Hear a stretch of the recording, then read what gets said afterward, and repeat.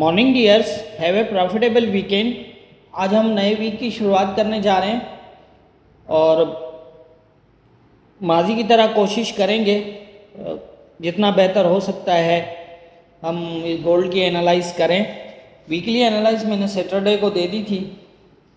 अगर आप long term trade करना चाहते हैं तो वो भी बड़ी आसानी के साथ जो है वो वीकली एनालाइज के बेस पे आप कर सकते हैं।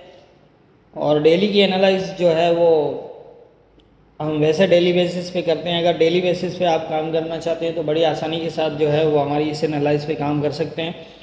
हमारा मेथड जो है वो रिसर्च बेस पे है, ये मेरी अपनी रिसर्च है तो थोड़ा सा डिफरेंट ज़रूर है, थोड़ा समझना और इसको तो इसमें कोई परेशानी की बात नहीं है। जिन चीज़ों की जिस नॉलेज की ज़रूरत है हमारे इस मेथड पे काम करने के लिए वो इसी चैनल के प्ले लिस्ट के अंदर लर्निंग बेसिस वीडियोस मौजूद हैं। आप उन पे अच्छे से प्रैक्टिस करके हमारे इस मेथड पे बड़ी आसानी के साथ काम कर सकते हैं और उम्मीद है कि आप अच्छा जो है वो प्रॉफिट कर सकते हैं।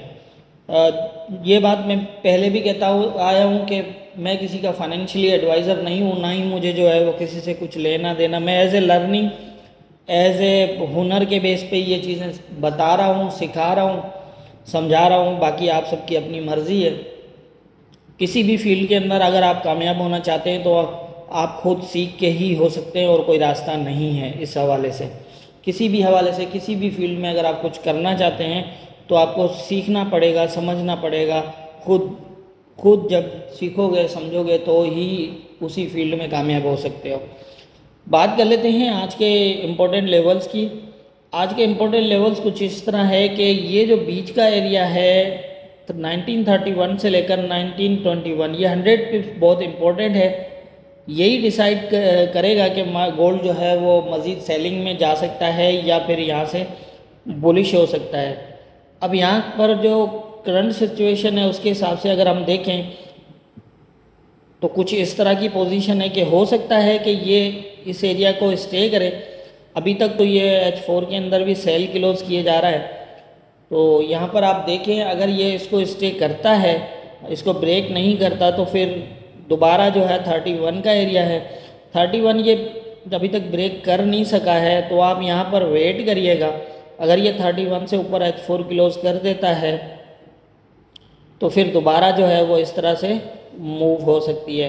39 है, 39 अगर ब्रेक क्लोज करता है तो फिर आप इसको मज़ीद देख सकते हैं इस तरह ऊपर की तरफ। और नीचे की तरफ यही है कि अगर ये 21 को ब्रेक कर देता है, यहाँ क्लोज करता है तो फिर आप देखिएगा ये थोड़ा सा 22-23 तक ही ज़्यादा जा सकता है और यहाँ से यहाँ तक जो है वो दो नीचे की तरफ आ सकता है। 1912 जो है वो नीचे इम्पोर्टेंट है। नीचे के एरिया में सेलिंग मतलब 21 से भी आप सेलिंग एहतियात से करिएगा क्योंकि थोड़ा बहुत तो यहाँ से कुछ बुलिश होने के चांस भी नज़र आ रहे हैं, लेकिन कंफर्म तो नहीं कह सकते इस लेवल को जब तक ये स्टे नहीं करता। यहाँ पर अभी तो इसने टेस्ट भी नहीं किया है और H4 में अभी तक सेलिंग ही दिखा रहा है क्लोज, लेकिन यह है कि ये लेवल अभी तक ब्रेक नहीं हुआ है क्योंकि यहाँ से जब ऊपर की तरफ ब्रेक हुआ था तो तब भी ये जो है वो इसे ब्रेक करके नहीं गया हुआ था। तो ये इम्पोर्टेंट रहेगा ये दो एरियाज़।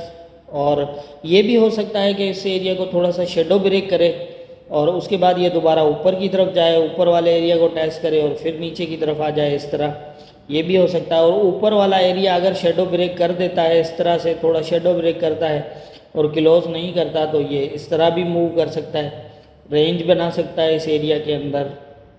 तो इस तरह की पोजीशन है आज गोल्ड के अंदर और यही इम्पोर्टेंट लेवल्स रहेंगे। 1921 जो है वो काफ़ी इम्पोर्टेंट है, अब बल्कि इस वीक के लिए बहुत इम्पोर्टेंट है। अगर 1921 इस वीक में अगर ब्रेक ना हुआ इसे और ये ऊपर की तरफ निकल जाता है, 1931 के ऊपर स्टे कर देता है तो ये एक अच्छी खासी जो है बुलिश मूव के अंदर भी जा सकता है ऊपर की तरफ। तो इस वीक में काफ़ी जो है वो एहतियात करिएगा क्योंकि इसमें जो पोजीशंस हैं वो काफ़ी अभी फ़िलहाल कंफर्म नहीं कर रही है कि बुलिश रहेगा या फिर बेरिश की तरफ मूव करेगा। अभी तक यूँ समझे कि मिडल में है, मिडल पोजीशन में है, कोई वन साइडेड मूव जो पोजीशन नहीं है, चाहे वो बड़े टाइम फ्रेम में हो या छोटे टाइम फ्रेम में। जैसा मैंने वीकली के अंदर भी बताया था कि डे के अंदर भी पोजीशन कुछ इस तरह है। तो ये है कि इन लेवल्स के बीच में आप इसी तरह से मार्केट को फॉलो करिएगा। मुझे उम्मीद है कि अच्छा प्रॉफिट जो है वो आप कर सकते हैं। मैंने अपनी जो नॉलेज है उसके हिसाब से बता दिया कि किस तरह की पोजीशन है, बाकी होना क्या है ये तो ऊपर वाला बेहतर जानता है। दुआओं में याद रखिएगा।